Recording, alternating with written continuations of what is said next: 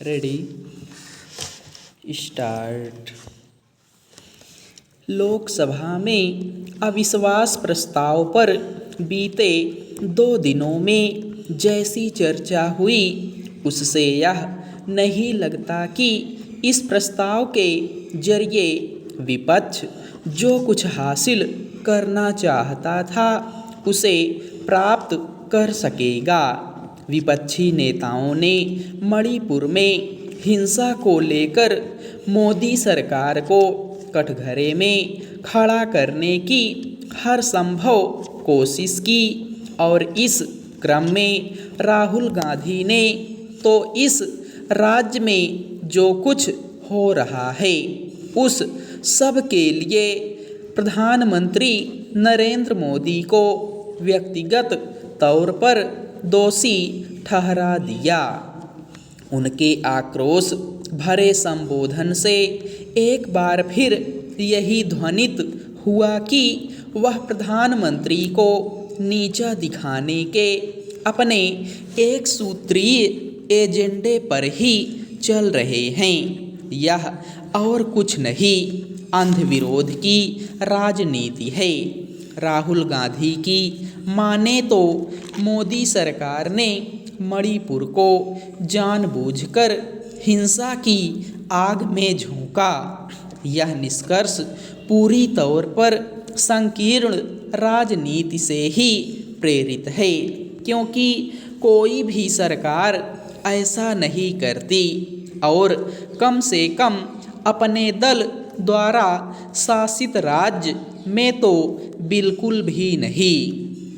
यह विचित्र है कि राहुल गांधी और अन्य विपक्षी नेताओं ने मणिपुर की घटनाओं के लिए बड़ी आसानी से राज्य सरकार के साथ केंद्र को तो पूरी तौर पर दोषी ठहरा दिया, लेकिन उस मूल कारण की चर्चा करने से कन्नी काट गए जिसके चलते वहाँ हिंसा भड़की। किसी को यह नहीं भूलना चाहिए कि मणिपुर इसलिए हिंसा का शिकार बना क्योंकि हाई कोर्ट ने मैतेई समुदाय को लेकर एक ऐसा निर्णय दिया जो उसे देने का अधिकार ही नहीं था।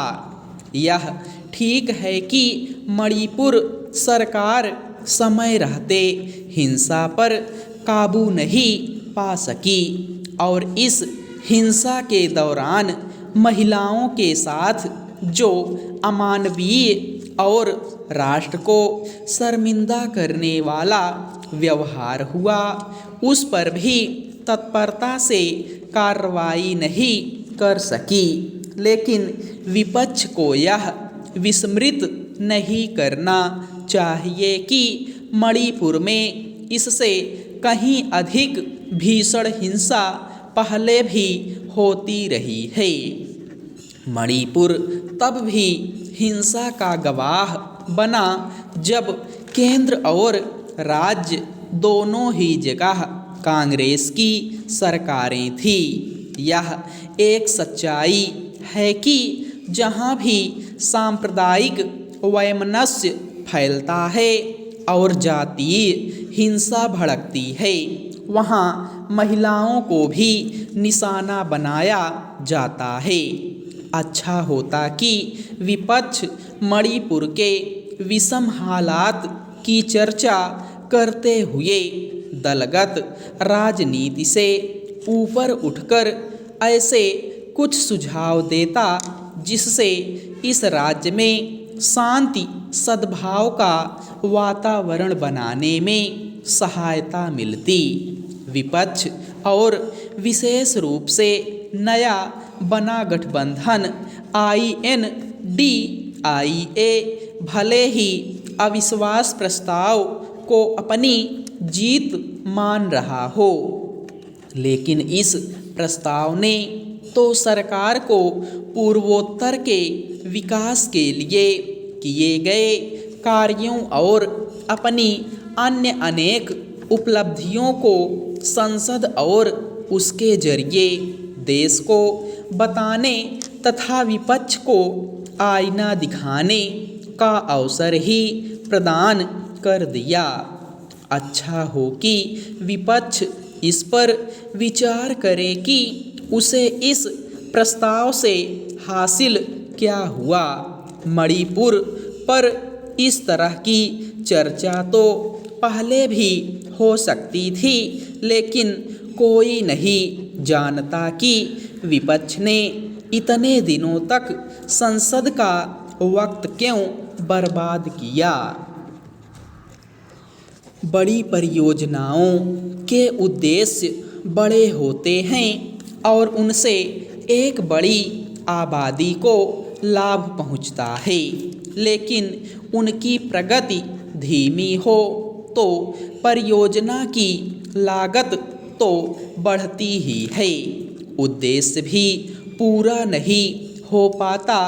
प्रदेश में बाणसागर नहर परियोजना और चौधरी चरण सिंह लहचूरा डैम आधुनिकीकरण परियोजना इसका उदाहरण है, जो यदि समय पर पूरी हो जाती तो एक बड़े क्षेत्र में सिंचाई की समस्या का समाधान हो जाता। विधानमंडल में भारत के नियंत्रक एवं महालेखाकार की ओर से पेश की गई ऑडिट रिपोर्ट यह दर्शाती है कि परियोजना को लेकर किस कदर उदासीनता और लापरवाही बरती गई।